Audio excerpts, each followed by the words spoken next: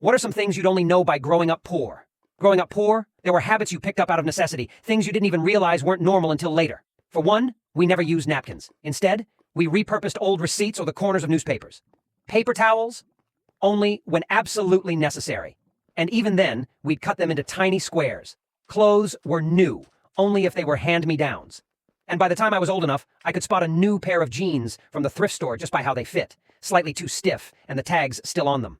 I remember one winter, the heat got turned off. We used layers of blankets to stay warm, but when it got really cold, we turned the oven on for warmth. I thought it was just what everyone did until a friend came over and asked why we were baking in the middle of the day. The worst was the electricity bill. It took my parents weeks of hard work and overtime to keep the lights on me and my siblings so we could study at night. We couldn't study during the day because we had part-time jobs right after school. Paying the bill right before the day of cutoff was a relief that was very short-lived since the next month's bill and cutoff warning would have already arrived. I didn't realize it wasn't normal until I stayed at a friend's house. Their pantry was stocked with real cereal boxes, not the bagged stuff.